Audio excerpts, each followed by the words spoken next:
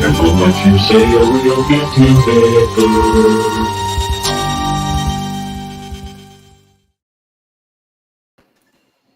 Gentlemen, welcome. Gentlemen.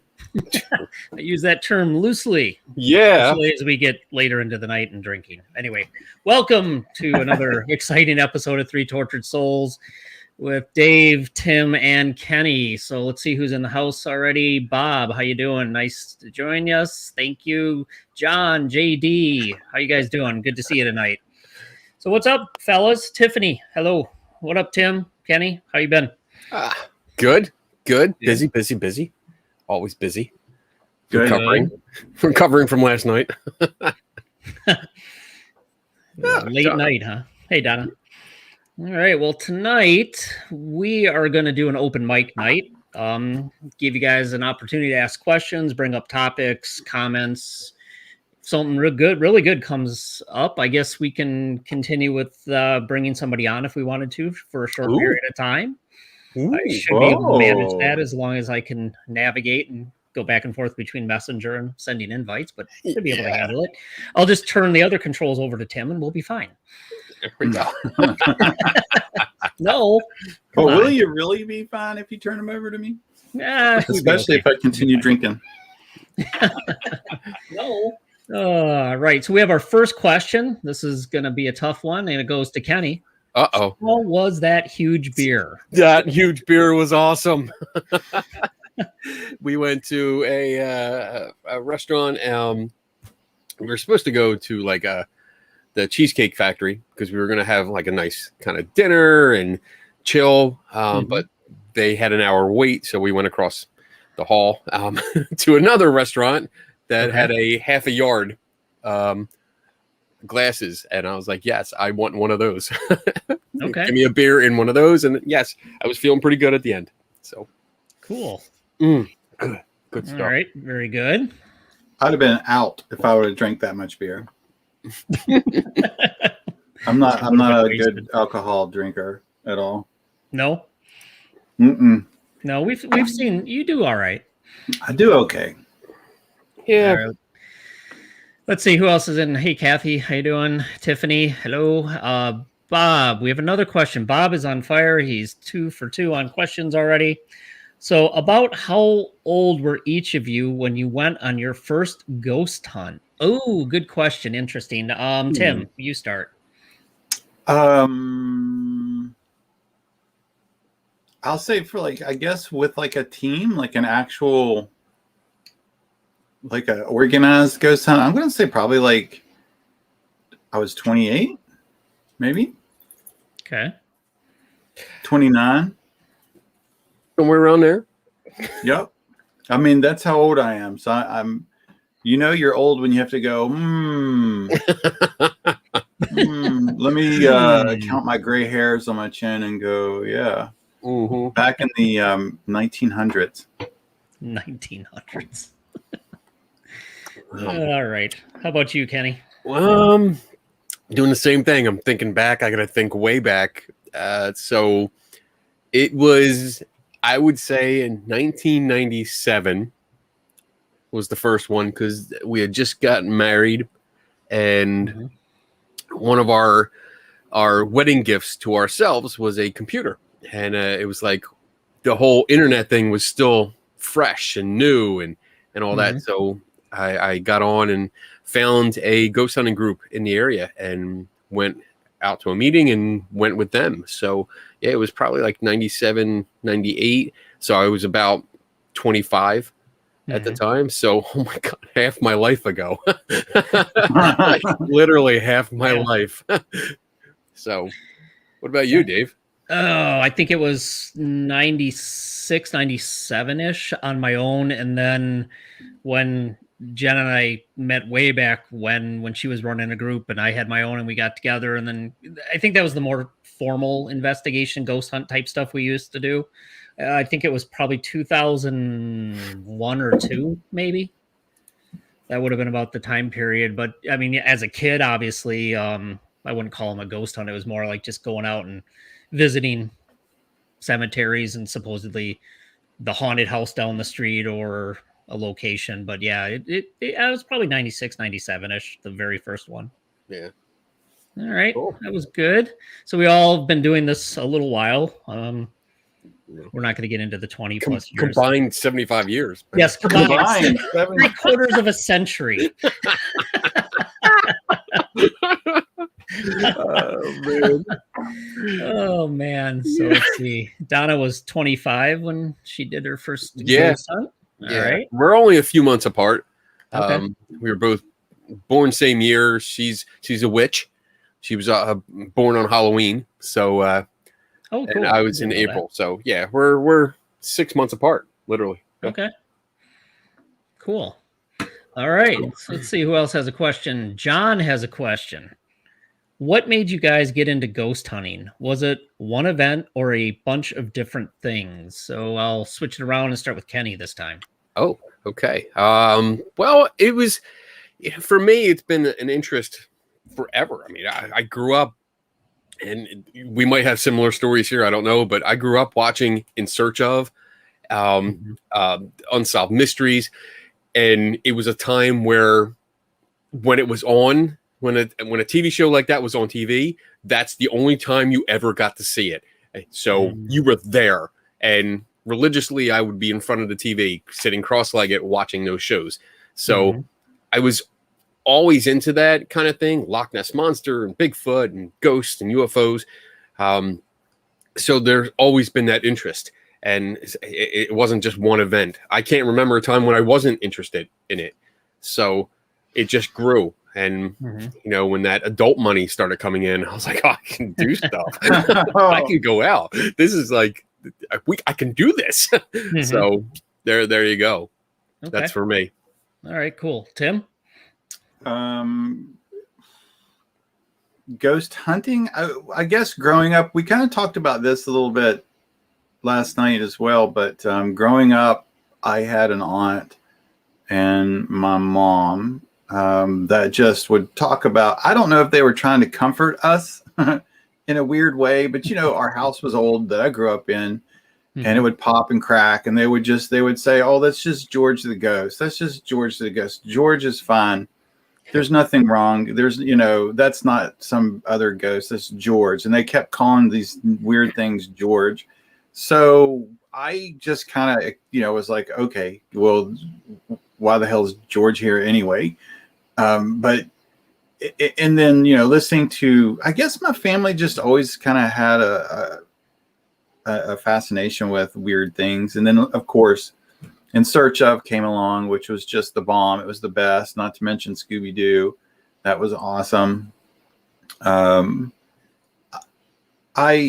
looked at it, I read about it, I did what I could when I got older.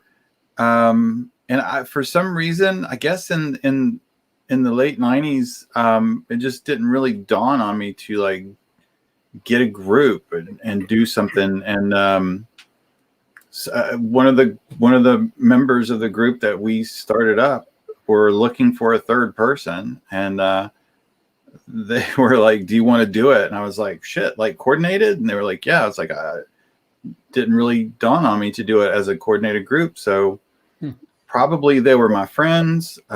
We had a lot of fun, so it was easy to get into ghost hunting at that time. Yeah. Okay. Yeah, I think it was, for me, it was just always an interest in scary movies, scary books. Love Scooby-Doo, of course. Used to read the Hardy Boys all the time as a kid. Love that. Nice. There's the tattoo. And then it just kind of grew from there. I think I like to go look at the local lores and legends and see what was going on there. And then I believe it was in the middle to late 80s, I came across, I think I've told this before, Lloyd Auerbach's book, Hauntings and Poltergeists, ESP Hauntings and Poltergeists, a Parapsychologist's Handbook. I found that in the library at school. I'm like, wow. So I read it. I'm like, wow, people really do this for like real, like careers. So I'm like, that's crazy. So I just got more interested in it. And then as I moved into college and grad school, I think my interests went from one of kind of fun curiosity to more what's the psychology behind it? Why do people have experiences? Are there environmental reasons? So it took more of the scientific route, I guess. But yeah, I've always had an interest. I mean, obviously X-Files had a big influence and all those things. Yeah. And actually I was going to, it's funny that this question came up. My sister sent me this picture. I don't have it loaded up, but it's on my phone, but there's a young Dave with his two cousins and his little sister at his grandparents' house in Green Bay doing a Ouija board session. So it's been a long time that I've been interested in that stuff. So it's awesome. Hilarious. Documented evidence. Yep. Yes. So I legitimately probably have 40 some years of experience. Yeah. I want to share something that you brought up there, Dave. There you go. Oh yeah, I got a whole basement box full of those books. Those are the best, man. These are the ones I pulled off. I still have like 15 or so on the shelf over there. But yeah, I used to read those too. Loved the Hardy Boys and Nancy Drew. I mean, I read through all the books and loved them. Yeah. So I think for all of us, it's pretty safe to say it's been kind of a lifelong interest in at some level or not. Yeah. And I was kind of like Tim, because when I first started looking into it, like, again, it goes back to where we first got a computer and first got online and figured out how to do AOL, you know, and we get on and I searched for ghosts and I had no idea there were groups out there that did that went out hunting. And I was like, holy crap, you can do this. And that's when I met up with a Philly group and talked to them, went to a meeting. And it was a small apartment, just a few people, and talked. And they were like, yeah, we're going to go out to the cemetery and there's stories. And they told us stories about it. I'm like, great, let's go. There was one website in West Virginia when, there could have been other groups, but, building websites in the 90s probably sucked. Horribly. And so searching when we got started, we found one and it was about an hour. So, we corresponded with him to try to see what they did and how, trying to learn, how it goes, to be careful not to reinvent the wheel and make the same mistake. So I remember there just being one in West Virginia when we were just forming. I mean, that was, Yeah, that's cool. All right, let's see what else we got here. Tiffany. So actually, I should probably explain what we're doing again tonight for people that have joined us. This is Open Mic Night. So if you have questions, topics, you want to throw something out for general discussion, just put it up there and we will address it to the best that we can and see what happens. So just kind of a free-for-all tonight. All right, Tiffany, when did you first become doubtful if your experiences were paranormal? Ooh, I'll start this time. I think it probably wasn't really too long after Jen and I joined her group back in the day in the 2000s, that I really got hooked on the whole electromagnetic fields could be causing this. So for a while I swung way into, electromagnetic fields cause everything. We looked for fields and holy shit, you have a field in your house. You have a field by your head. You have a field by your alarm clock. Oh my God, it's electromagnetic fields. It's not a ghost. It's all electromagnetic fields. So I think at that point I really started doubting what could be paranormal or not. So I've gone from all the way of believing everything's paranormal to nothing's paranormal to now I think I've settled on I have an open mind and I'll look at it and I think it's possible, but you need data there to support it. So I think, yeah, probably for me, it wasn't too long after I got involved formally with, Jen's group at the time, the old Southern Wisconsin Paranormal Research Group, that I got into the doubting and the electromagnetic field idea. That'd be the first for me. So, Tim, what about you? When I start doubting, I'm going to say it was probably around the 3 or 4 year mark when we were as a team investigating, and it was really just, and seeing other people's websites kick up. I remember TAPS kicked up, and a few years after, in the maybe the early 2000s. And I guess after doing it so much and looking at other people's data that they have, I just started noticing like everything looked alike, and it really didn't matter where you were. I mean, sure, there were some differences in some things, but things just seemed to take a consistent shape. If you looked at pictures, they were all kind of the same. If you looked at videos, they were all kind of the same. Nothing was ever clear. EVPs were, kind of the same. And I just started thinking, yeah, I don't think we're measuring what we think we're measuring. I don't think we're getting what we think we're getting.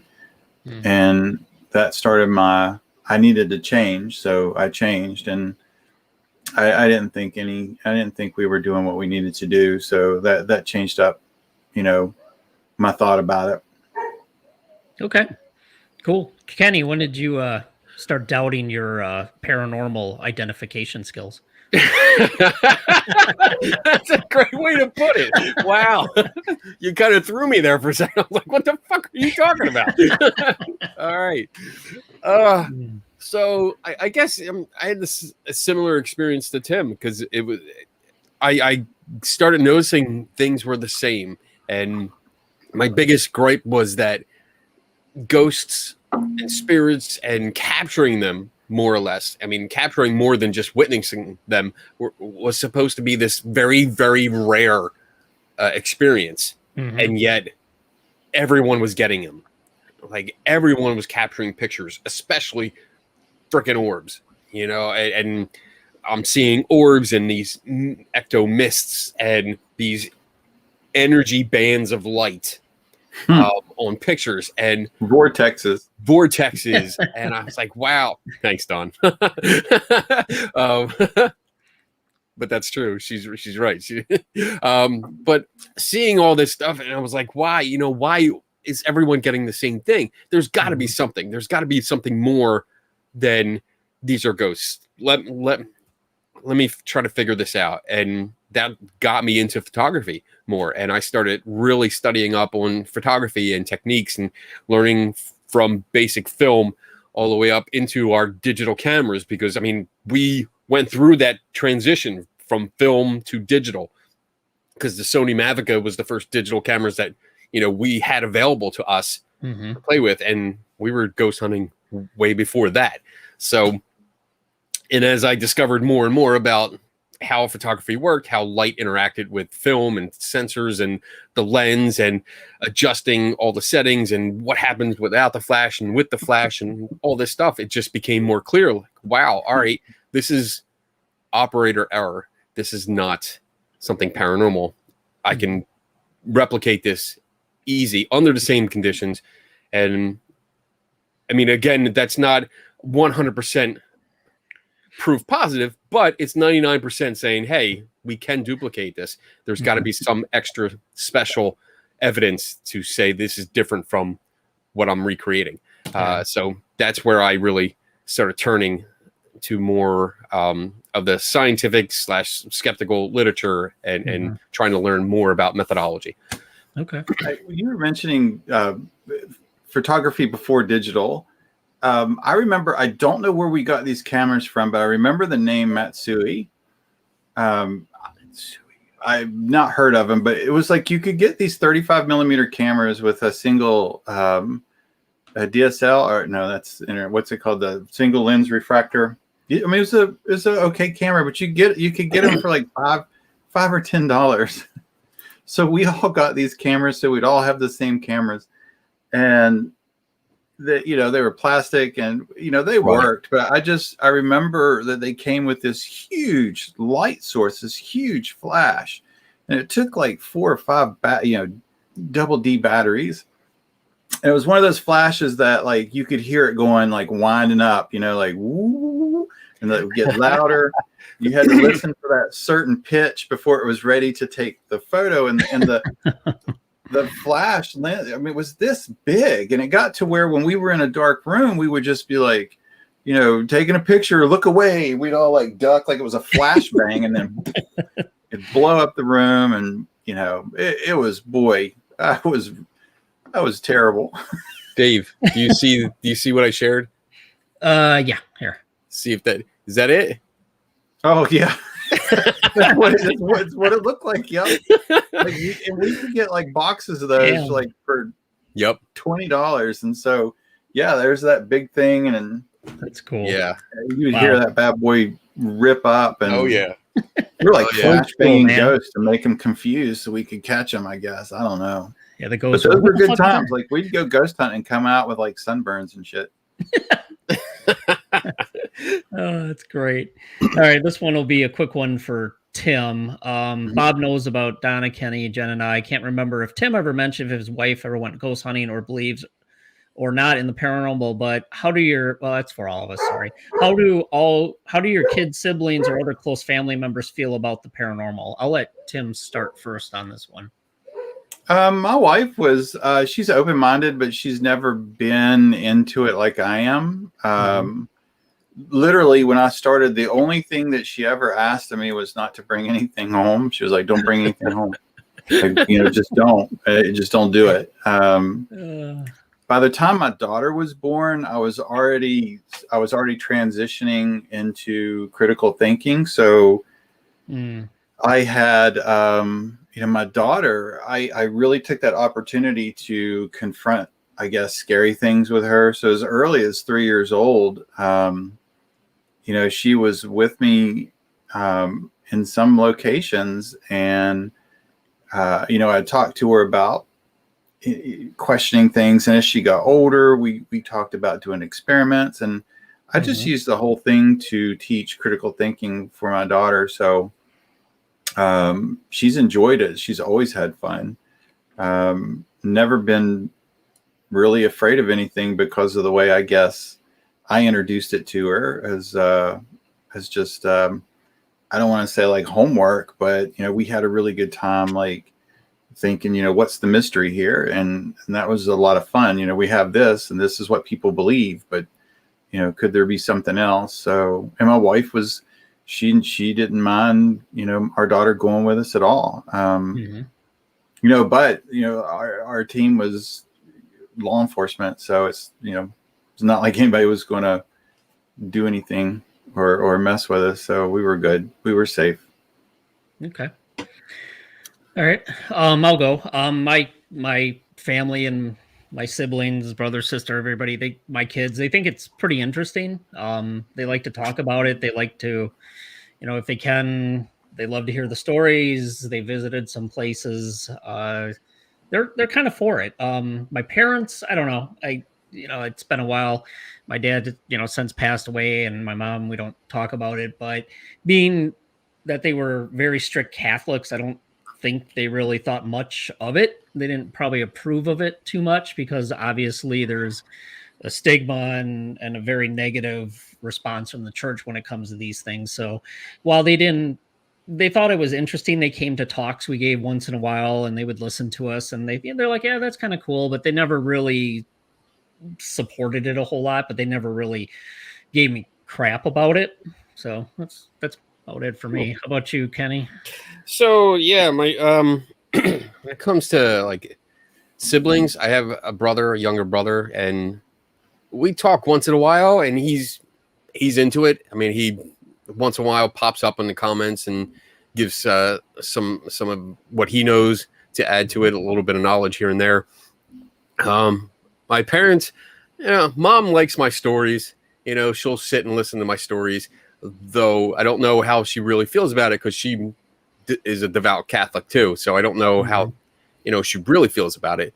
My son Connor, he's been on 2 or 3 my investigations, but I had already been more on the skeptical side by then. So when we were going out, like one that he was actually involved in was a place. Selma Mansion. Tim, you were there. Yeah. So they had this video that was on a TV show where one of the doors opened and closed by itself, and they really promoted the hell out of it. And I got permission to get into the place myself, and I brought my son along with me, and I told him what was going on. And he was young. I mean, there's a video on my YouTube channel of him walking around, but I asked him, like, let's go through it. What do you think caused it? Let's find openings, we think this is air pressure. Let's find places that are open to the outside. And that's what he did. He went around and located like windows that were broken out that were letting air in and out. And we would sit and watch TV shows once in a while when I would tolerate them, and the reality ghost hunting shows. And I'd sit there and go, all right, what are they doing wrong? And he would nail it. I mean, he would just point out like, oh, they're doing this. They should be doing this or that. So critical thinking was part of that, I guess, teaching moment. So it was fun. But now he's not interested at all. He doesn't care. He's more into the video games. That's all he focuses on his video games and anime and stuff like that. He don't care about ghost hunting at all. Yeah. Which is I had my supervisor when it kind of was noted that I would hunt ghosts. He really pulled me in his office and he was like, "Look, man, that's all fun, everything. It's kind of funny." Like, because it was so new at the time, at least for, in West Virginia, like I said, there was only one website, and it was really still novel then. And so like people would just like be like, "Oh, you do that?" And I'm like, "Well, I kind of." And so he pulled me in the office. He was like, "Look, it's all fun and games, but the first time I hear your credibility get questioned on the stand doing that shit, you've got 2 choices, leave or continue your ghost hunting." So I was like, okay, I mean, I'll deal with it on the stand myself. And then not too much longer, I was in court, and, we have 3 judges in our venue. Now we have 4 judges in the venue. But one of the judges after a hearing was like, "Hey, stay right there." I was like, "Oh shit, what did I do?" And yeah. And I was, it was oh shit moment. Comes the hammer. And he was like, "Oh, I hear you do ghost stuff." I was like, yeah, maybe. And he was like, do you like aliens? Do you do aliens? I'm like, yeah, I guess. I mean, we'll do like whatever. I mean, we're just all about it. So he brings me back into his chambers, into his office, and all over his desk is like alien stuff. He's got like an alien pen holder. He's got like an alien coffee cup, and he's got the I Want to Believe from X-Files. Like, he was so into it. He was like, "Oh, Mark," he goes, we gotta go sometime." And I was like, "Yes, sir." yeah So I went back to my supervisor and I was like, "Suck it." I got the judge on my side. I don't give a fuck what you say. I got the judge on my side, so nice. I'm fine. I'm fine. All right, John, of all the ways people use the paranormal to harm people financially or emotionally, which one pisses you off the most? I'll just quickly go and say anybody that does anything with kids that involve psychics or demons, that just pisses me off. All right, Kenny. Stay calm. Deep breath. I am in agreement with you. I really don't like when anyone blatantly takes advantage of someone. And unfortunately, I see a lot of psychics do that, where because it deals with grief. People that are grieving, that have recently lost someone, are going to a psychic because they believe that there is some magical power that they can continue communication and continue that relationship. And just knowing the tricks and being able to pick out the tricks of the trade and see that they are deliberately exploiting those customers really, really pisses me off. And especially when I see some kind of special that deals directly with kids. And then recently there was a particular psychic that has been caught not only cold reading, but caught red-handed hot reading. Did a special where it was aimed at kids, like young kids, I think from age like 8 to 12 or 13.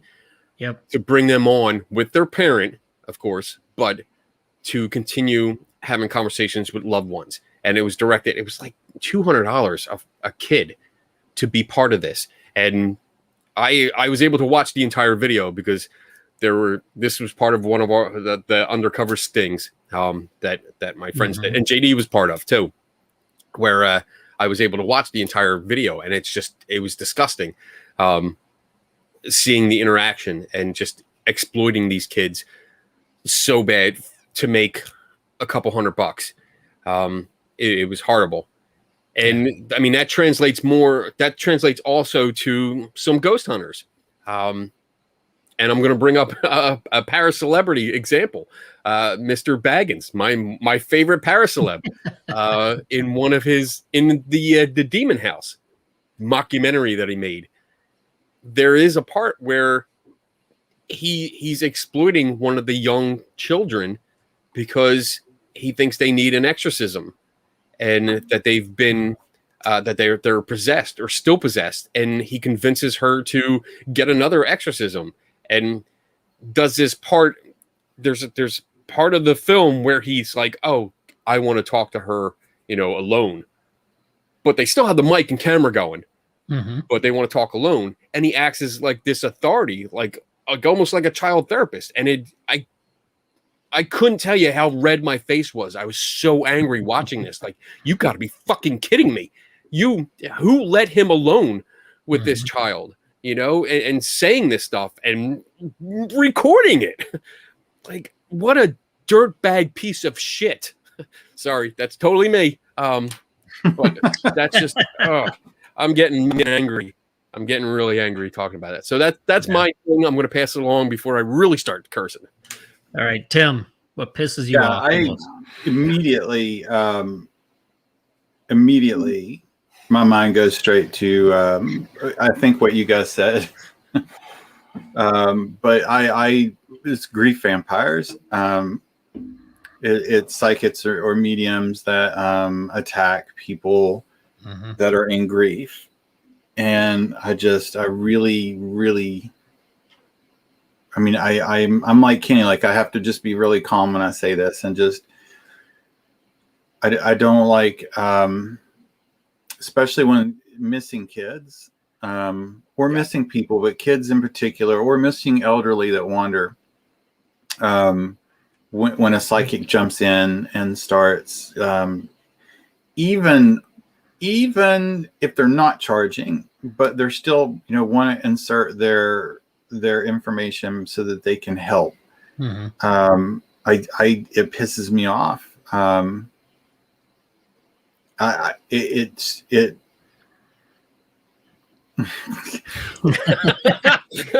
to my side. I'm like, to be professional on the show, I you don't know what, like, when you meet someone that has a lost child or a missing child, like the panic and the fear and the sorrow is like palpable. Yeah. Like you can feel it, like it comes to you, like you can feel it next to that person. I don't know what it would take for another human being to look at that and see an opportunity to make money or make a name for themselves on social media to use that against somebody. Typically, I'm going to say there's another para-celeb that I was vicared from. I'm very honored, that uses that to his advantage on his YouTube channel when someone famous dies. This person's very quick to throw a broken piece of shit that's soldered together and wants to get messages from celebrities that recently pass away. So, yeah, grief vampire. Somebody that takes advantages of somebody that's in like absolute desperate need for help, and they've got no business to be in there. Pisses me off. Yeah. So, like Kenny, All right. take a nice sip of coffee. So I That think should calm me down. Good general agreement on at least one thing that pisses us off, and as far as that topic. So for sure, people take advantage, kids, grief vampires, for sure. Can I want to give one more example. Yep. And it's kind of along the same lines. It's not a child, but it was a young man. There was a person that claimed to be sensitive, or he didn't like the word psychic, but he had a gift, and he was trying to make a name for himself, saying that he solved a murder case. Okay. And when questioned, I wrote an article about this guy. But when questioned, he would not give details. He would not give it. He made these claims like the attorney general had to reopen the case, which is just not true. I mean, murder cases don't close until they're solved. But he made all these big claims, and I was able to finally get details from different people that he had been interviewed by, and figured out that after talking to the detective that was assigned to the case, that this gentleman who claimed to have not only worked the case but solved the case had no contact with it at all. He had no association with it. He didn't have anything. The detective never heard of him, yet he was promoting that for his own glory. He was trying to make a name for himself by appropriating that story, and it just self-promotion, shameless. Thankfully, though, he has disappeared. He has disappeared from the radar. He is completely gone. He does not go anywhere anymore. I haven't heard from him since the article came out, so no one has, which is good. Kenny was so pissed his psychic energy froze his screen. There, he's back. Welcome back. Welcome back. All right. Thank you. It's my skeptic aura. And we're going to let Kenny answer this one first, since it's his wife asking. Where do you think the three tortured... Dave and I are going to have similar answers on this one. Yeah. Where do you think the three tortured souls will be 5 years from now? Well, besides rehab. That's what I was going to say. All right. Serious answers now. Go ahead, Kenny.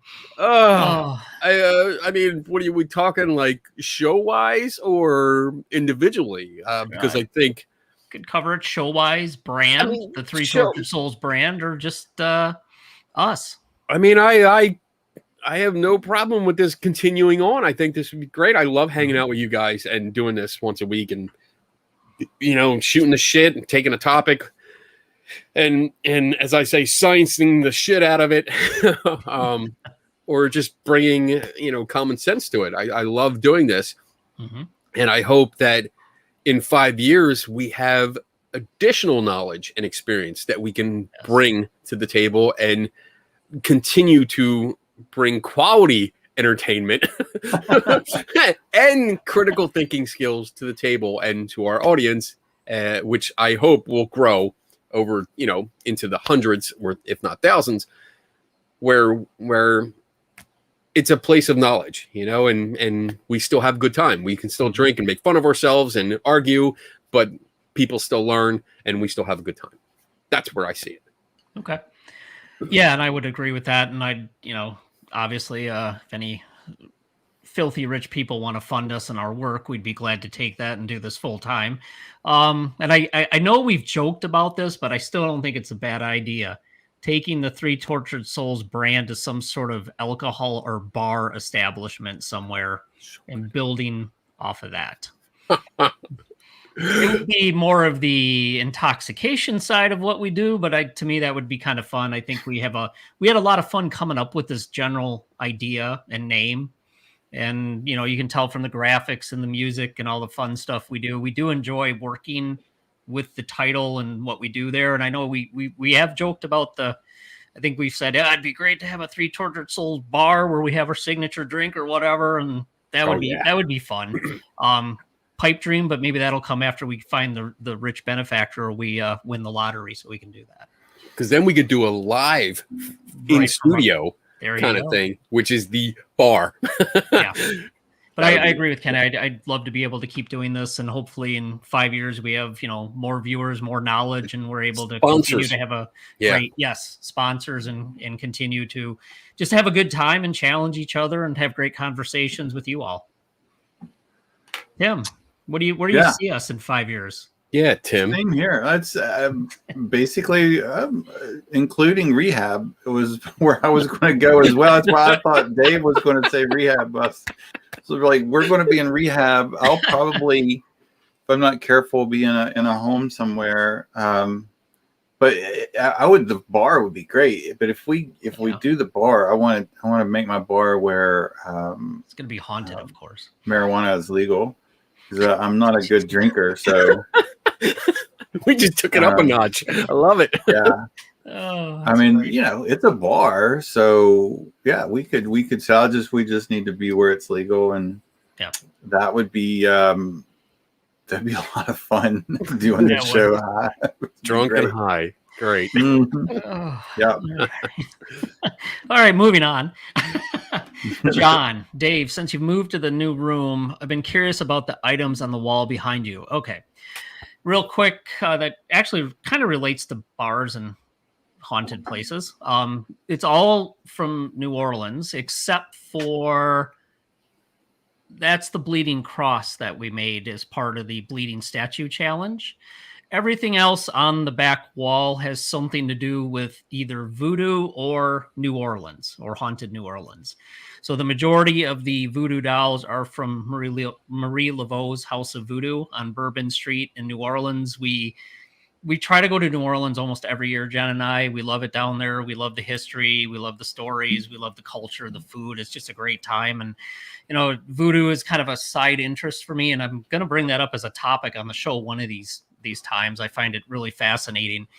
So I've followed it. I've read a lot about it. But every time we go, Jen and I pick out a specific voodoo doll and bring it back for the collection. So it's nothing religious or spiritual. It's just kind of a cool, fun thing. And we bring one back, and I'm going to keep building the display on the back wall. I think I also have a painting that a local artist did of Marie Laveau's supposed tomb in the cemetery in the French Quarter.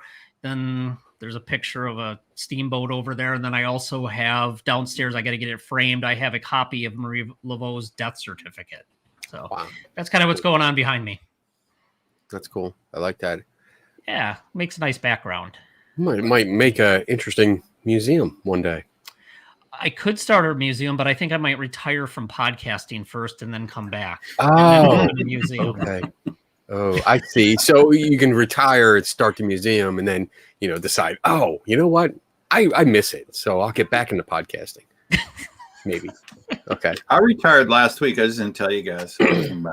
I retired last night, but figured I woke up this morning and said, fuck, I want to do it again. Let's do it again. He retired during the show, froze up, and came back right away. It was amazing. All right, so we are taking questions, topics, anything anybody wants to bring up. I'm just kind of scrolling through, making sure I didn't miss anything. If I did, just ask it again. Sorry. Trying to keep up. Here you go. Bob says 3 TS from AA. That would be interesting. Damn right. Let's see. John says, I'd like this to continue. I love the discussions here and in the chat. Well, let's give it another half hour and see if you still love it. We'll see how it goes. I think that's a good idea, though. Like maybe every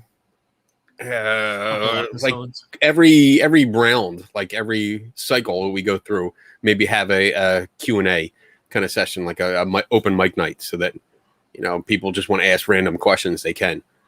Mm-hmm. As long as they ask questions. Come on, let me see questions in the chat room. 3 Tortured Soul Rum and now 3 TS West Virginia Blunt. Nice. Yes, a voodoo show. I am going to do a West Virginia. I'll definitely stay here. All right, let's see. So, Tim is now a guest and not a host? Nah, Tim hosts. Tim will be forced to host. All right, topic. John, Scrying. Kenny, go. So I have a little experience with it. You're cracking me the hell. John, scrying, Kenny, go. Boom. This We is got great. So I delved into this a little bit in one of my early articles on Mr. Baggins because so scrying is the experience and or action of looking into a reflective surface and staring at it until you start seeing images, visions, or something like that in the reflection. This could be people, places, things. It could be words. It could be anything. But you get these visions. It's pretty much looking into a crystal ball.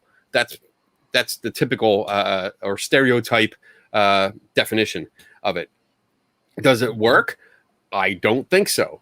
I think you're just looking at a random stimuli. You're looking at a reflection, and if you stare at anything for too long, you're going to start having these little distortions.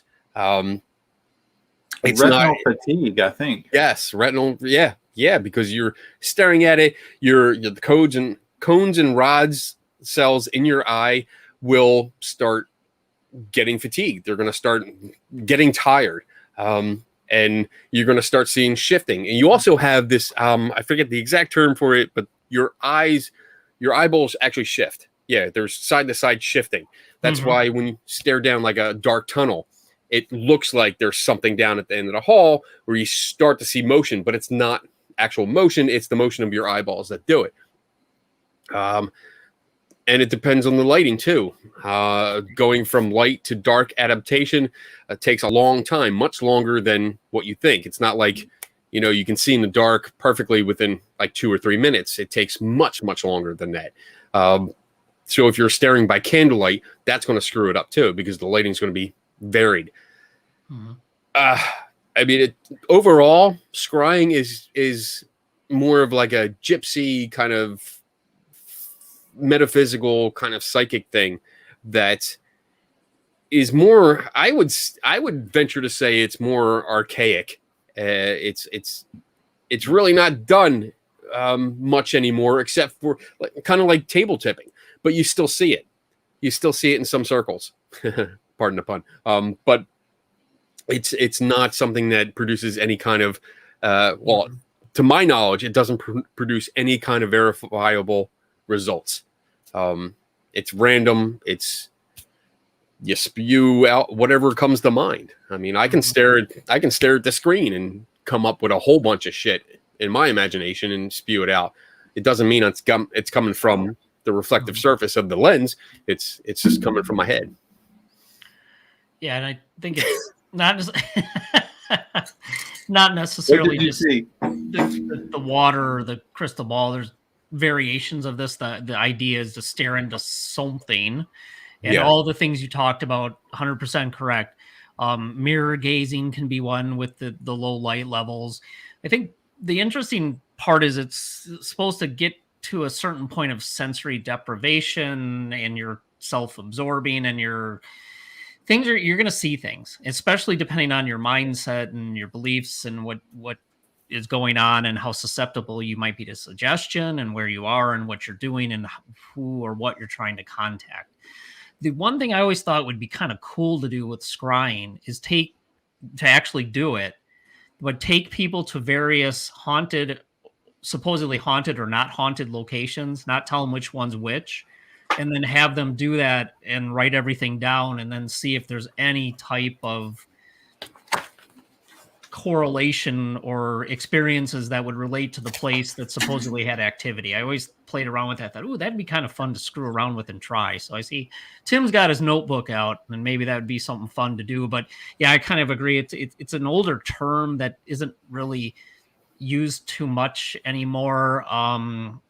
Crystal balls, scrying, sensory deprivation, and the modern day Gansfeld would be maybe something a little more mainstream, well, not mainstream, but more research related these days. But scrying is kind of an old technique, but there's similarities and overlaps between other things they do in sensory deprivation that would be somewhat similar to what scrying was trying to achieve back in the day. So that's And I will add though, I'm seeing a slight resurgence of this, and we all saw it in Gettysburg because there was a table there that had the black mirrors, which I'm going to make one because I looked up the video on how to do it today, so I'm going to make one. But I'm seeing more and more at these conferences that I'm attending where they're selling these black mirrors. So it's just a black base background on the mirror on glass, so that you can stare into this black piece of glass. That's pretty much it. And they're selling them as scrying mirrors. So I'm hoping it doesn't catch on. But cool. Anything to add, Tim? No, I mean, you guys did a good job. No, no, I'm with you guys. All right, next question. What is your least explainable experience that you have had, i.e., that was weird moment, but you don't have an explanation for? Okay. I will start with Tim on this one. Ooh, so leave it up. The weirdest that you can't currently explain, I guess, or you don't have a good explanation for. I can go while he's thinking. Sure. I got one. Yeah. I don't have one that's jumping out at me, but I'm sure I will. Okay, you got 2 minutes. So 2 minutes. I was at a place called White Hill Mansion, and my wife was with me. We were doing a tour. We had the woman that was in charge of it. She was giving us a tour, and we were talking about different experiments. And I was going to set up an experiment there, which I eventually did. But we were in the basement, and the basement used to be a speakeasy. So it has this whole nice bar set up inside. It's a beautiful place. It's really cool. While we're down there, and she's telling us some of the stories, we hear a loud bang coming from above us. And I mean, it was a sizable, good, bang, where I thought somebody pushed something over, like a piece of furniture, and it hit the floor. But the three of us were, and here's the cliche, we were the only people in the place. So immediately, we came upstairs, looked around because I'm trying to find the source of this. And I could not find anything out of the ordinary or out of place. Do I consider that paranormal? No. I consider it unexplained because I don't have an explanation for it yet. I had ideas. Because there were a lot of trees around this building with a lot of dead branches. So it is possible that one of them fell off and hit because there's like a back room that the roof is just one floor. So it could have made that noise there. But I did not find a source to that. So because it happened while I was there, of course, the nice woman in charge was like, "Look, the skeptic's here, and it happened. I told you it happened. There was a sound. It was a loud bang. I told you this place is haunted." Nice. I can't argue too much with you because I don't know what the source is, and I left it at that because, I mean, we looked for 10, 15 minutes, couldn't find it, and that's my least explained experience because I just never found a source. Okay, cool. I got it. You got one? Oh yeah. It took me a minute, but I got it. Oddly, like yours, mine was at a popular place. I was at Waverly Hills in Kentucky. And I guess I'm going with this because it really wasn't like something from a recording or a video. I don't know what section we were in, but we were in the basement. It was I guess we were there in like 2008, so it was still very raw. It was still being cleaned and a lot of things were being done to it. It was pretty empty though at the time. And we have a private tour. So we got like 10 of us and we rented it for the night. And I'm going to say it was in the basement, and there was a room. It was a solid room. And a light flashed from inside the room, and the light reminded me, I don't know if anybody's ever welded or arc welded, but when you do that type of welding, it produces like an extremely bright light. But not only is that light very bright, there's no color in it because it's not like everything that it illuminates, regardless of the color, will be black and white. And it flashed that bright, and it illuminated down the hall, and everything was black and white, and it didn't make a sound. And I have no idea what it was. We went into the room. It really wasn't much of anything in the room. There wasn't any lights. So I really don't know what that was. I oddly, when I get bored and that memory pops up, I start like Googling and like trying to figure out like what could cause a spontaneous light, I guess, for lack of a better reason. And also light that didn't carry any color or didn't reflect or absorb or have any color inside of it. It just, I reminded me of a lot of like when you weld or when you're around welders, when you can see the light from it and everything's black and white. And that honestly is probably the weirdest thing I've ever seen. Okay, cool. Well, I'll do two quick ones because there's a couple, but these are the ones that are most memorable to me, and it's interesting. There was a place in Sun Prairie, Wisconsin, that we went to, and the story was a little boy found a parent's gun, Russian roulette, killed himself in the house. Never verified that though, but there was some interesting experiences throughout the night. People felt touched. We had, we turned it. It was one of the few opportunities we could turn all the power to the house off, like shut the main off and run all the data logging equipment. And it was interesting when people said they had experiences. When we went back and later correlated it within, a couple seconds, you could see changes in spikes in the electromagnetic field, which is weird. But that place, I had an interesting experience that Jen and I both did. We were at the top of the stairs. And, back in the day, you do the typical, let's talk to whatever's in the house and try to get a response. And we're doing that. And we're standing side by side. So I think it was, if I remember, it was my right side and right next to her, her left side. We're looking down the staircase. And she says, if there's anybody here, can you let us know? And at the exact same time, we both heard, like right next to our ears, the ears that were facing each other, like a little kid came in and said yes. And not only could you hear it, you could feel the breath on your ear, which was, to me, it was bizarre because it's like an auditory and a tactile. You could feel it and hear it. So we're not quite sure what that was. I still don't know what that was. So that's demons. One.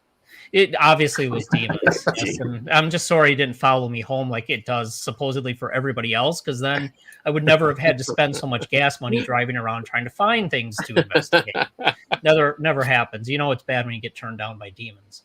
Yeah. The second one was the house in Janesville. We've talked about this a little bit before, and that'd be another good topic to go through a whole bunch of that once I can get all that stuff together. But that place on Courthouse Hill in Janesville. First night, Jen and I got settled in. We get it in. We're sitting in bed. Go downstairs, grab something, come back up, and close the bedroom door. And it was a carpeted hallway, and it sounded like somebody came running down the hallway and slammed their fist or whatever, or slammed against the door. And it was to the point where it was so damn loud, it made you think somebody was in the house. And, we both like jumped and were like, what the fuck? Never really could figure out what it was. Obviously, there's nobody in the house, which that's the first thing you're thinking. You're like, okay, where's that handgun? There's obviously somebody in the house.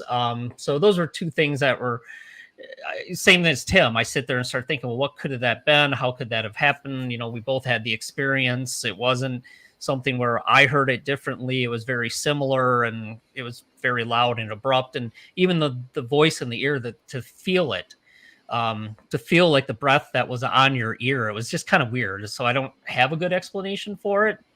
Maybe someday I will. I don't know.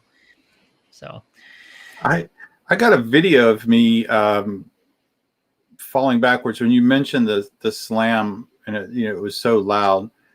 we were investigating for some reason, probably just because we could, an old shut down school, and had a very nice gymnasium. It wasn't long shut down. Had no idea why I was supposed to be haunted, but when you get the opportunity and you're young, you're like, oh hell yeah, there's demons in that school. So let's go. But apparently it had some problems, and people that were caretakers talked about horrible noises. And so we went. And I remember being in the middle of the gym, in the gym floor, and the doors, there were like 3 double doors that you could enter for kids, lots of nice, big, heavy doors, but they were chained. And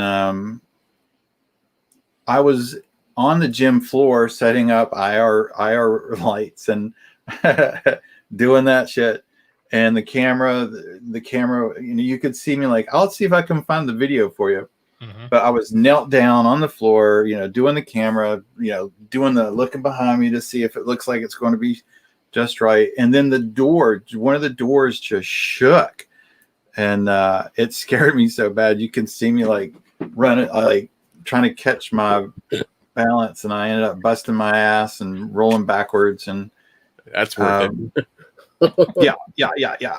So to this day, like, I honestly think it was someone fucking with me, but like nobody would admit it. But the video is still funny as hell. So if I can find it again, I'll share it. I'll play it on here. Yeah.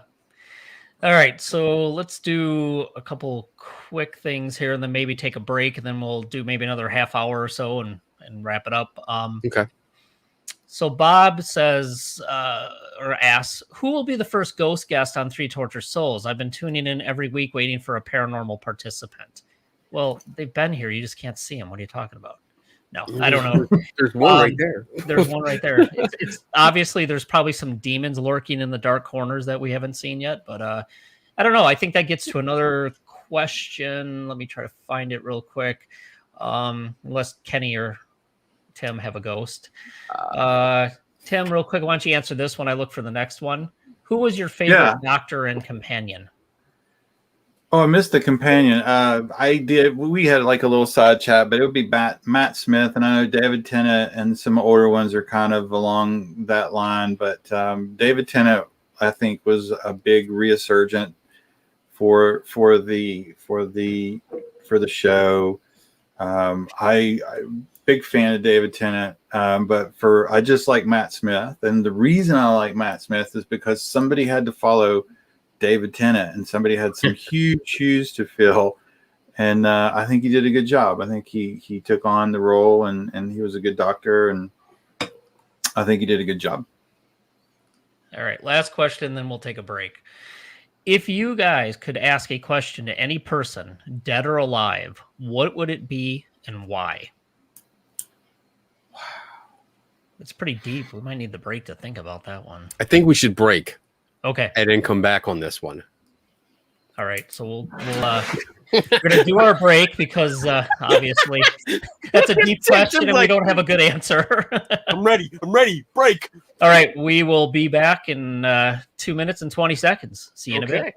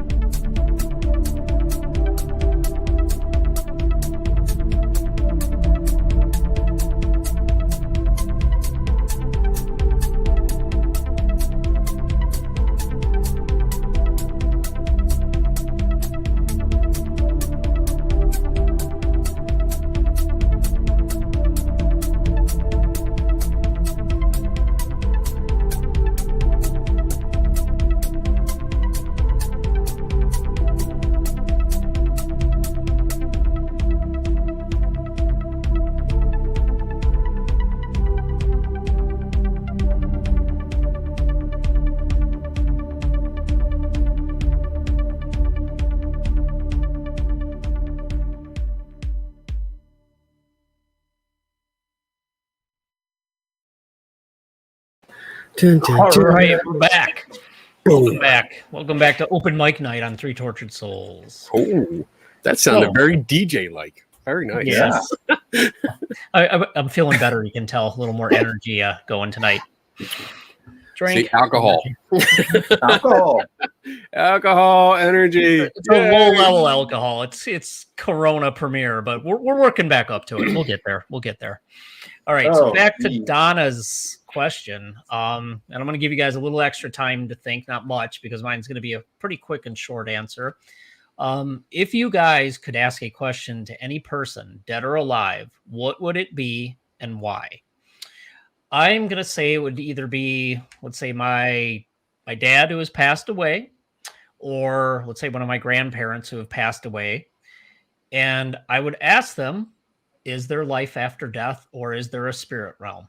Why? Because I got an interest in it. So mine's kind of a nuanced thing. I'd want to be able to talk to somebody who's obviously passed away, and there would have the ability to communicate, but I'd ask them, is there an afterlife or a spirit world and what it's like? That's what I would ask.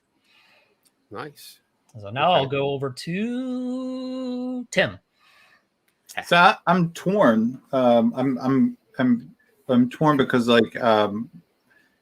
my dad's passed, and so I never, like, my biological dad, I've never met him. So it'd be interesting just to ask him a question. Like, what was your life? Just something, I don't know. The typical stuff, I guess. Between that and probably, something witty like Tesla, like, really? Like, how did you get all that shit? Like, did you, like, find a UFO and just figured that shit out? Or did you really think that shit up? Something like that. Yeah, that's interesting. I don't know. It'd be tough. It'd be a toss-up between the two. Mm-hmm. Okay. Yeah. I think I have two as well. I have a toss-up. And I didn't go the family route. So I don't know if that makes me bad or not, but my first one is actually more of a personal investigation for me. So it has to do with Houdini, but not actually Houdini. His chief investigator, Rose Mackenberg. I have been looking for her. She died back in the 1960s, and I have been looking for her grave for the last 3 years. Because, even though I'm a big skeptic, I still like to be able to pay my respects to somebody that's an idol to me.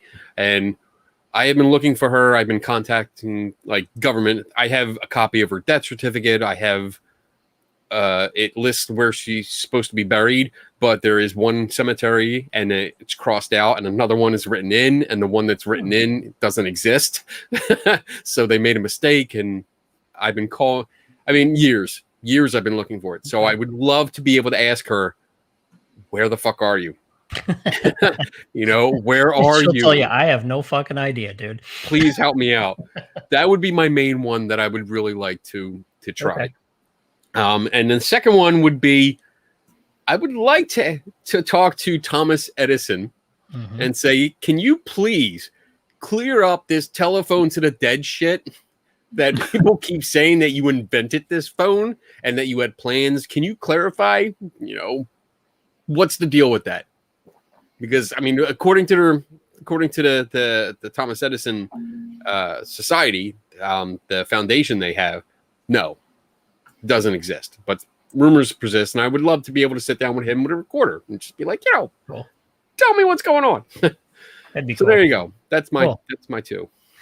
All right, quick comment, Heath. 2 minute and 20 something second is a long time.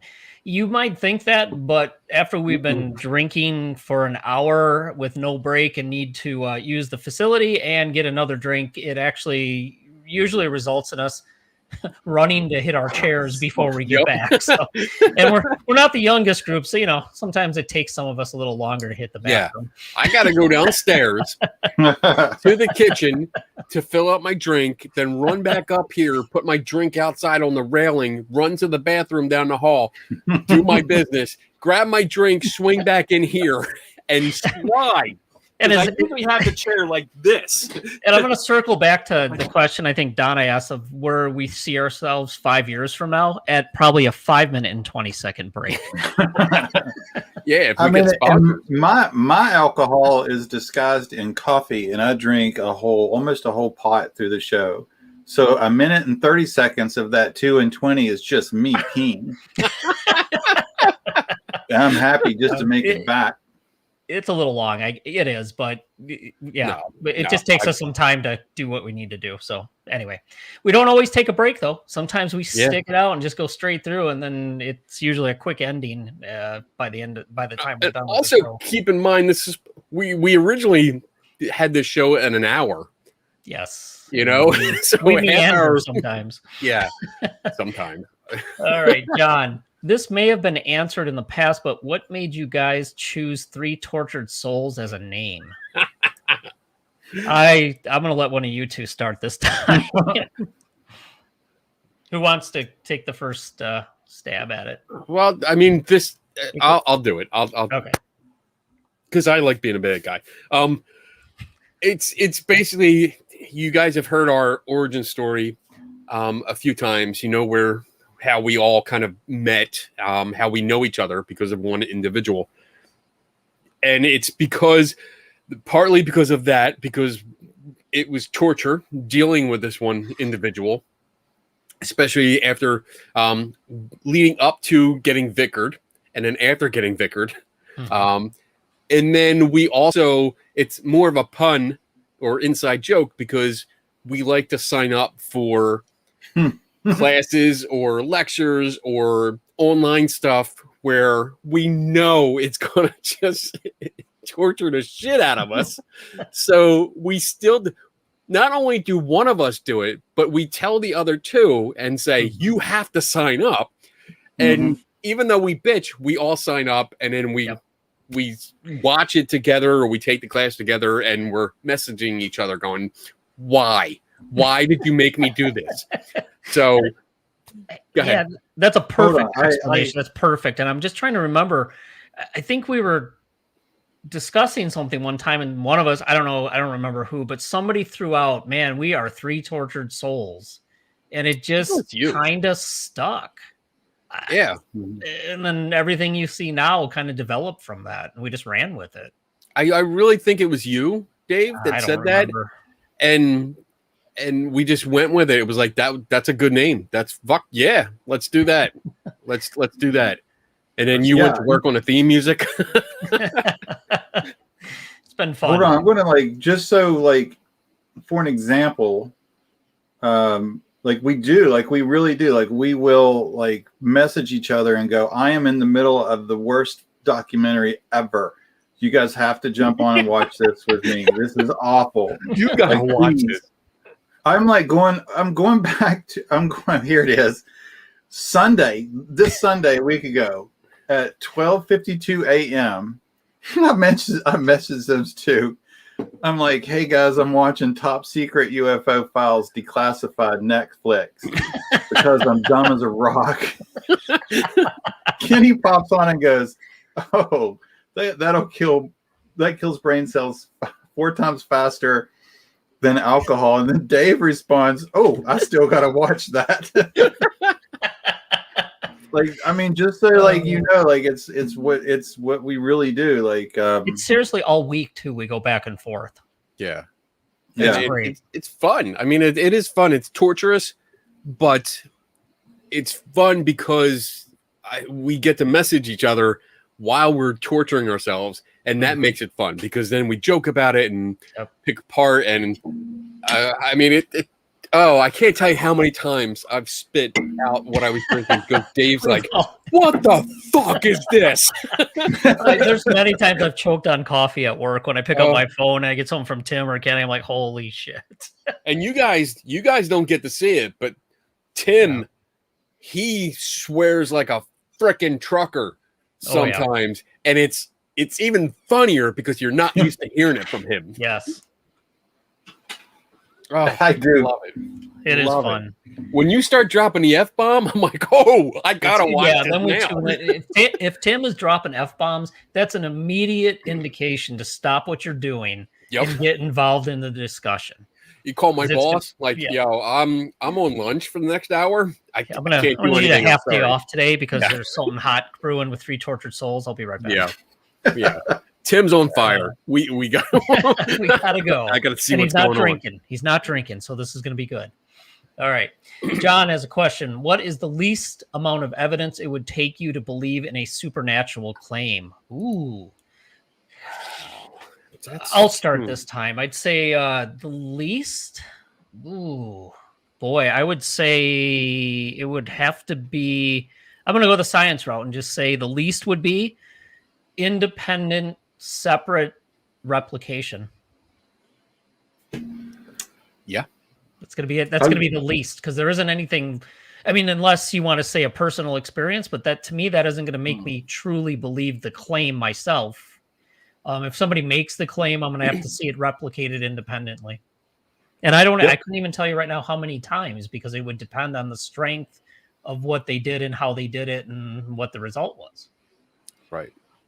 Yeah, replication was the first word that came to my mind. Just replicate it. If you can replicate it in different places and somebody that does it, a different person, different group, you've definitely got my attention.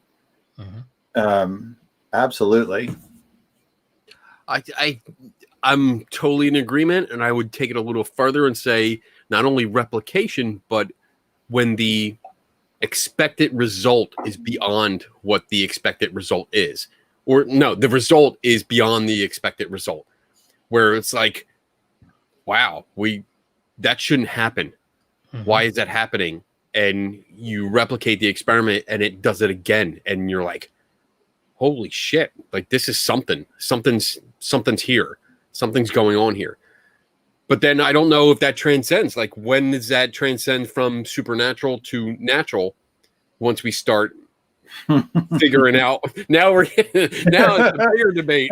Everything's supernatural until he gets science screwed, and then it's just natural, and we figured it out. When it gets an explanation, now it's not supernatural; it's natural. But yeah, I mean, I agree with you guys. Like, once you replicate it under controlled conditions, you figure out what's going on and you have a better understanding. So I think, once they replicated it, it would be like, all right, cool. You know, this is cool, but I'd even say that it doesn't even necessarily, because there's a lot of field, I'm by training biologist, so there's a lot of field biology, and it's not necessarily lab stuff, but it's things that can be predicted and observed even in the field, replicated. So it doesn't necessarily have to replicate it in the lab, because there are obviously some things you're never going to replicate in a lab. But the fact that it's a scientific method replication, and you can say that I hypothesize, or now I have a theory, and every time we test it, you get this result or an expected result. That type of replication is kind of where I'm going. Right. Okay. Right. I agree. Yeah.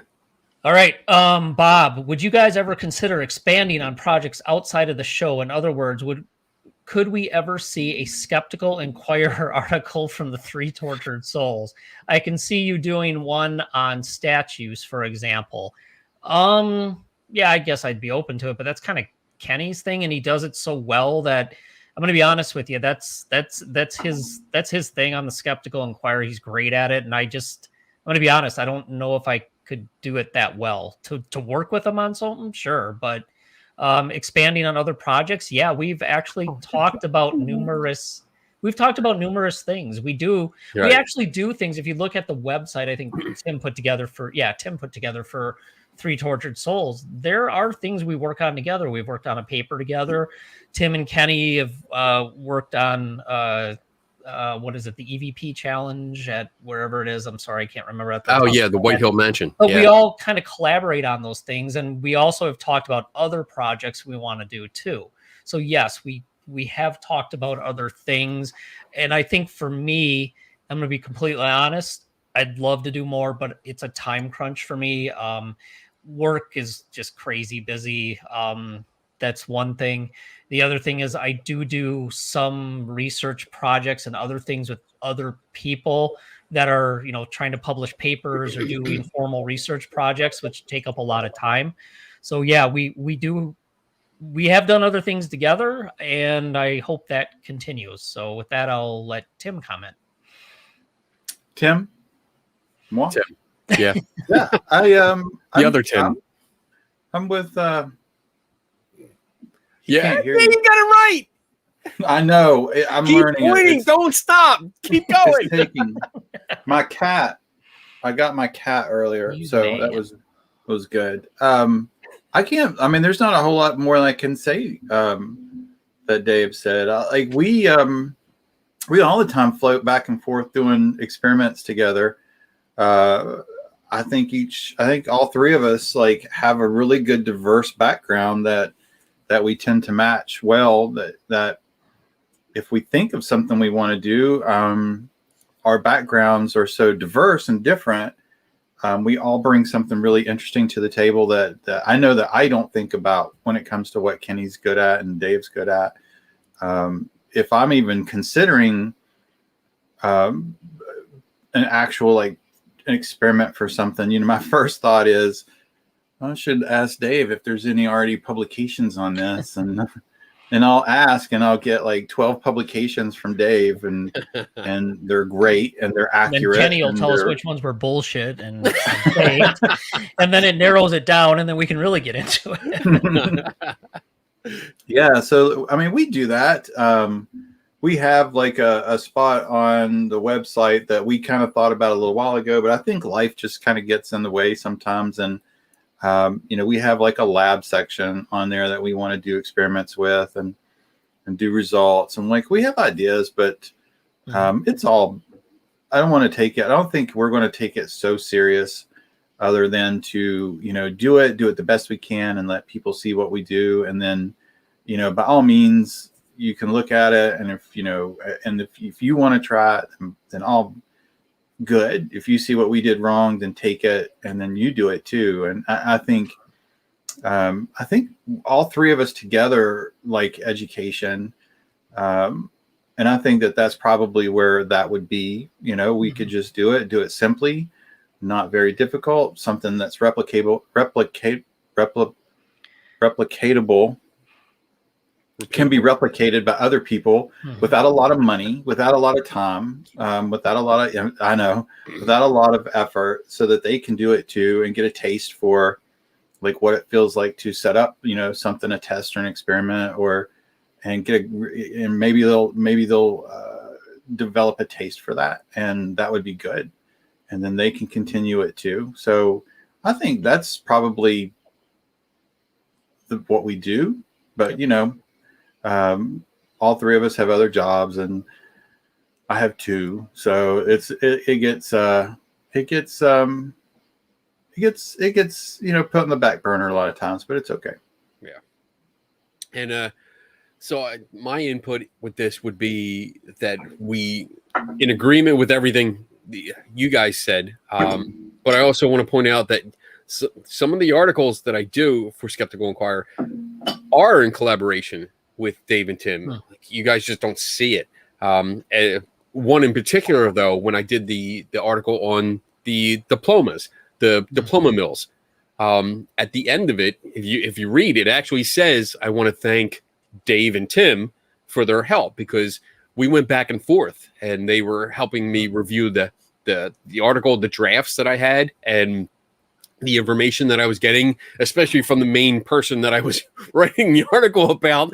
I was sending it to them saying, hey, like, this is my take on it. What is your take? Because you guys have more of an academic background than I do. Like, what's your opinion on this? So I was getting a lot of feedback from them. So we do collaborate on different things. And Bob, actually, in direct answer to your question, I do have an article that's halfway finished about our weeping statues and bleeding statue. I still have that. It's unfortunately, like Tim mentioned a little bit, sometimes it gets on the back burner because other projects came to the forefront, and I had a deadline between my real job And this is my second job. This is literally, it's not just a hobby. This is my second job now. Because not only do I write articles, but now I do videos for Skeptical Inquirer. So some things pop ahead of each other because of deadlines and such. But there is an article in the works. It's halfway done. It still needs a little bit more work, but it is about the experiment that we did and the results, because I think it's cool. I think it's important to get it out there, showing that, you know, this is not just something from the 1970s or 80s that you saw on In Search Of. This is still relevant today. We can still do this today. And I just think it's fucking cool that we actually did it. You know, That was fun. And we do get to with other experiments. We have experiments in mind. You know, we have like kind of fleshed out, and which I just got to get off my ass and do a little bit more. But we actually, I mean, this would be a perfect opportunity. We do need volunteers for a certain experiment that we have that involves haunted objects. So if you're willing, shoot us a message, and it will involve some time. It's more of a long-term thing. I think we're talking like maybe a year in total, maybe that long-term. I mean, there'll be more details, and this will actually force us to get back into it a little bit more. So if you're interested in volunteering for it, then shoot us a message, and we can talk to you some more about the details. But yeah, we do a lot together. We talk every day. Every day we the three of us talk, and we either we're bullshitting or we're creating ideas and like, hey, what do you think of this? You know? So yeah, that's a great question. I mean, we do a lot more than just this show, and it's fun. I love bouncing ideas off you guys. Yeah, it's great. Love it. We have a great time, and we get along. We have a laugh, and we challenge each other, and it's just for me, it's a great learning, challenging experience. And I wouldn't keep doing this if, you know, I didn't feel like I was getting something out of it, and I felt like we're having a good time and learning something. So yeah, for sure.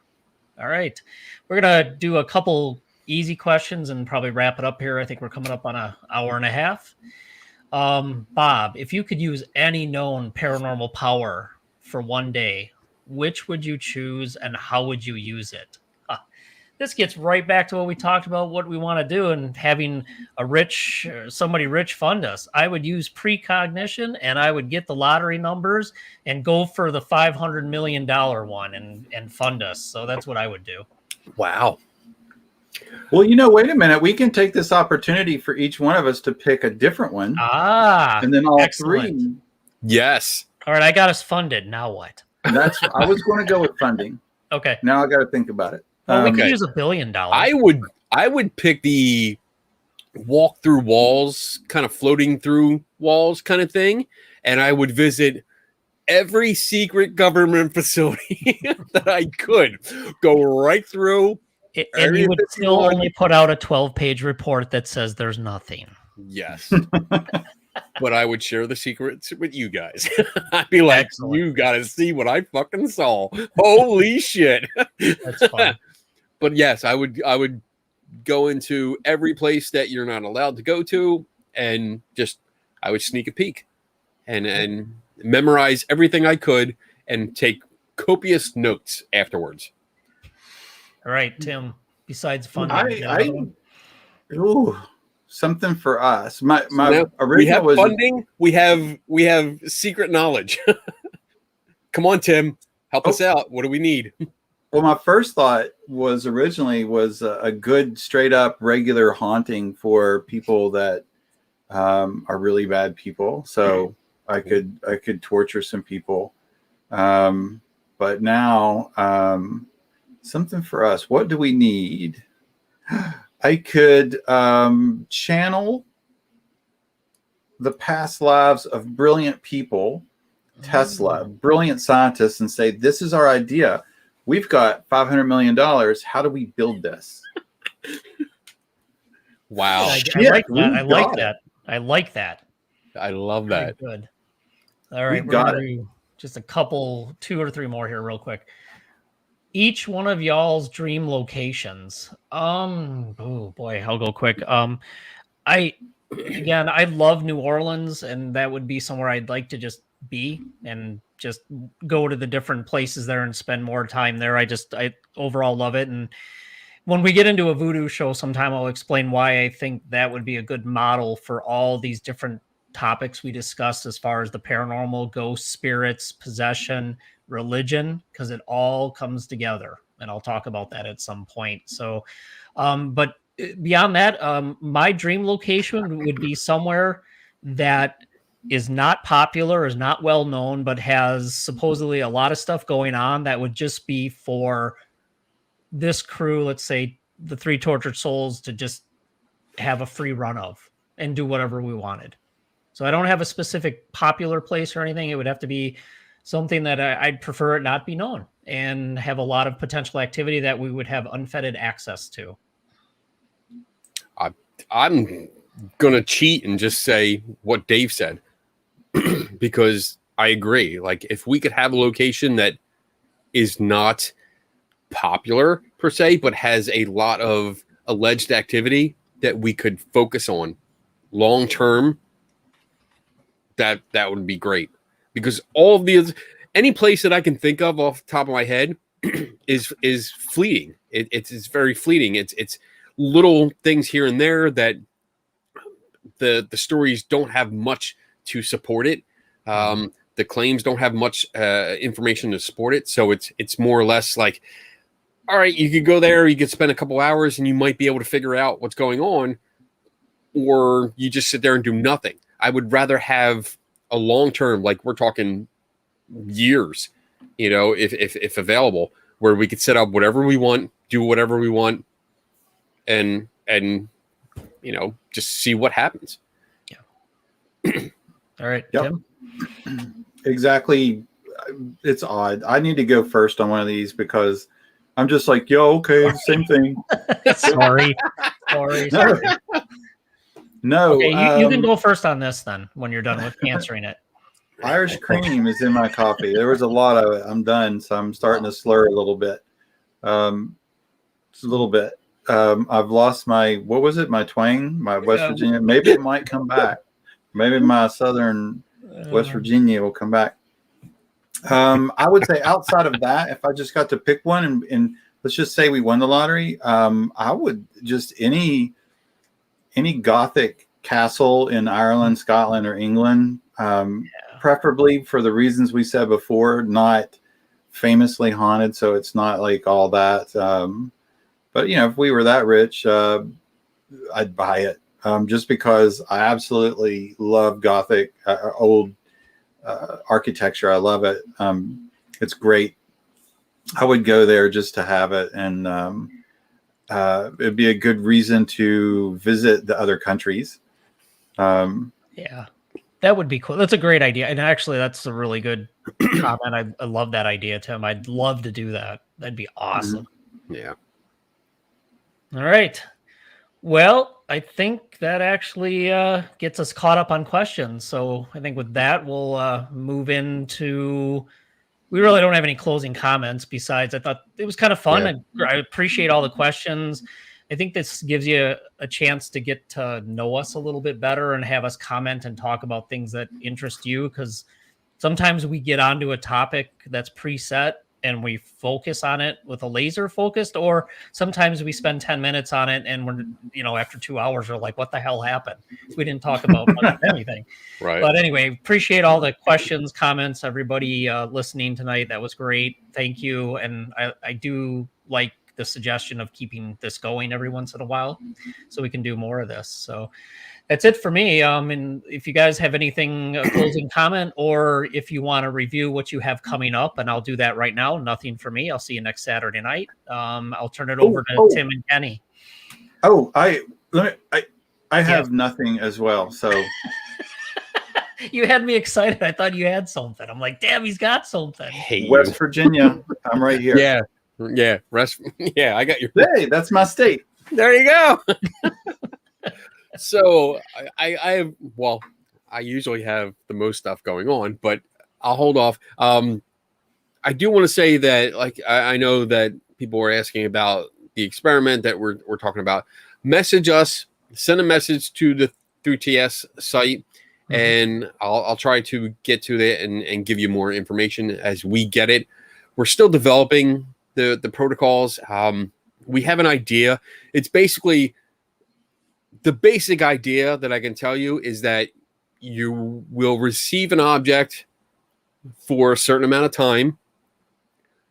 You kind of investigate the object. You record anything that happens or anything that goes on that you would associate with that object. And then after a certain amount of time, you're going to send it back and you will get another object.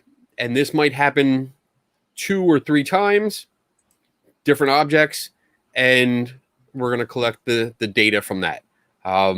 So that's the basic. That's really all I can tell you right now, until we establish and really solidify the protocols for this. But I think it'll be interesting. And, you know, if anything, it'll be really, really cool to do. We can do a show on it. That's probably what we're going to do. At the end of it, do a show. So if you're up for it, it would involve, receiving an object and then sending it out.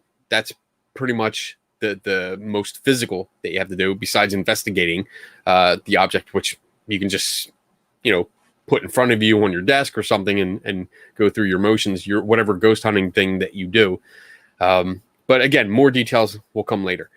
So with the announcements that I have, I'll try and get through them quick because Dave and Tim love to make me look like I do everything. You do. Oh my God. So September 25th, I have the Para Unity Conference in Woodbridge, New Jersey. I'll be there setting up my Skeptical Help booth, which should be fun because it's the first time I'm doing that at that conference. So we'll see how that's received. October 3rd is there's a podcast that I love called Skeptoid by Brian Dunning. It's their 15th birthday, and I was asked to do I'm going to talk at some point. I'm going to be part of the celebration. It's a 3-hour celebration from 6 p.m. Eastern to 9 p.m. Eastern, and I'm going to be talking about the importance of research, good research, critical thinking, and how it applies to, like, not just paranormal things, but everyday life. Especially in the times that we're in now, critical thinking is really, really important. So there's that. October 9th is Selma Mansion. It's their psychic fair, which my wife Donna will set up her booth of Lucky Tiki Creations. I'm starting to feel it now. And I will help her set up, but I will be there and I'm going to try and sit with some of the psychics if they let me and see if I can get some readings and see how well they do. You know, good or bad, I'm going to see what happens. And then the last thing I have is starting October 10th, if you're interested, this is a new adventure for me. October 10th to November 30th, every Tuesday night from 8 p.m. to 9:30 p.m., I will be doing co-teaching a class with Lloyd Arabak called A Skeptical Approach to Parapsychology. It's going to run 8 weeks, one night a week, and we're still working out or fleshing out the presentations and stuff, but he's going to do most of it. But I'm going to give like commentary. I'm going to talk about like you're going to see the graphic that's behind me here about solving mysteries. I'm going to get into that, more of the investigating part, like field work and stuff like that, and then commenting about critical thinking and other aspects of skepticism, how I view skepticism, not how other people do, but how I do and how it applies to claims from not only parapsychology, but also the paranormal community in general. So it sounds like it's going to be fun. I've been talking to Lloyd for a couple times, and I mean, he loves you, Dave. He loves you because I bring your name up, and he's like, "Oh yeah, no, Dave. Dave's a great guy." I've known him a long time, and boy, we had him. We hosted him at a conference we had way back in the day in Janesville, and I still stay in touch with him. He's a great guy. totally Okay. did the Paris celeb thing. I name dropped you, and I was like, yeah, I know. Yeah. Me and Dave do a show together. He's like, Dave who? Oh, Dave who? that asshole. Okay, yeah, I remember that guy. Shoemaker? What? Schumacher? What? Isn't that guy a race car driver? What the fuck's he doing in the paranormal? All So right. that's what I got. Cool. That sounds exciting. So yeah, excellent. Yeah, I hope it turns out Good good. I have no All idea. right. Cool. So wait, one- I'm answering this because it's kind Yes. of funny. About us ever going on the road. Yes, I was going to pull that up before we left. And so Well, yeah, we were in Gettysburg, but they asked about like a haunted location. Mm-hmm. And I said, we actually, I wrote it down like we have talked about. There's a place here in West Virginia, and I had talked to them, but I guess I sent links to them of our shows, and since I've sent links to the shows, I got vickered. Like I can't comment on their Facebook. I can't. They don't accept my emails. It comes back undeliverable. So I know better now than to send links about what we do before. And I wasn't even saying we're going to like go investigate and say why it's not haunted. I was just saying we'd like to do a show there. And jeez, what a bunch of no, like literally, I cannot. They don't respond to me. My emails are blocked, and you know that's all right. Bullshit that I really it really pisses me off, because here is you have three people that are more scientifically minded and willing to investigate, willing to come in and look at your claims and test them as best as possible. Not the bullshit you see on reality TV, but really test them, really get into the nitty gritty and boots on ground kind of shit. And instead of saying, hey, you know what, that'd be a great idea, because we're so confident that we have activity that we're confident that you'll come in here and validate this. But instead of doing that, they shun it and say, no, we can't have like real investigating going on. We need the fake shit we see on reality TV to come in, because that keeps the fear mongering, that keeps the legends and the stories continuing to be spread around instead of actually investigate it. It's a shame. It's a shame. It is a shame. It is a shame, and it really pisses me off even more because I'm feeling pretty good right now. So I'm being more vocal about it. These are some of the messages we share back and forth. The last time I tried, I was like, holy shit, they even vickered me from an email. Like I got the email saying this is undeliverable. You can't send emails to this. I'm like, what, really? Fucking the email? You blocked my email? Bullshit. So yeah. And that says everything about them. Yep. It really says everything you need to know about them. That's not somebody you're going to want to work with anyway. No. So, right. Yeah. So it's frustrating, but hopefully that attitude will eventually change, and we'll find people that are willing to talk and investigate and do some real work. It is what it is. You know, I mean, I see Donna's comment about it helps them get extra money. I agree. Yeah. I understand that too. I understand a lot of places rely on the ghost hunting income because it's bank. It really is. You make a lot of money off of ghost hunting. Yeah. Yep. So I get that, but I don't agree with it. You know, I'm not necessarily proving them wrong. It's just coming in and doing a good investigation. And right. You know, there's way to see, maybe you do go there and nothing happens at all. Hey, who's to say it wasn't the wrong time? Yeah. Who knows? I mean, come on. We're not, you guys have seen us attack things. We're fair. We're pretty fair. And especially with our three different points of view, I think we would be fair. Mm-hmm. Yeah. And doesn't mean on top we're of being, I think the big thing is just like on top of being fair, like I think the first thing we would mention would be we were there for 8 hours, and that's it. That's not enough. That's it. Right. I mean, there's nothing we can confirm or deny or say other than we had a really great time at a wonderful, beautiful location.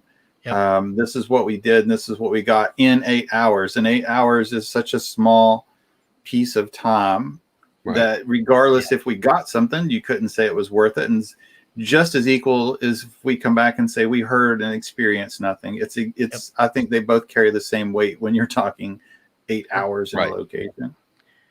All right. All right, guys. Anything else? No, I'm good. I'm done venting. All right.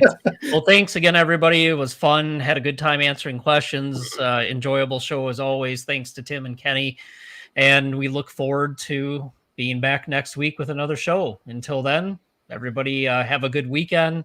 Stay safe, stay healthy, take care, and we'll see you soon.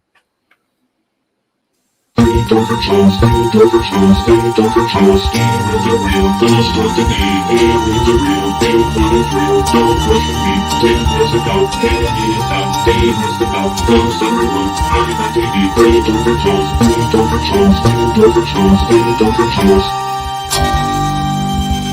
And what you say, oh, you'll get to better.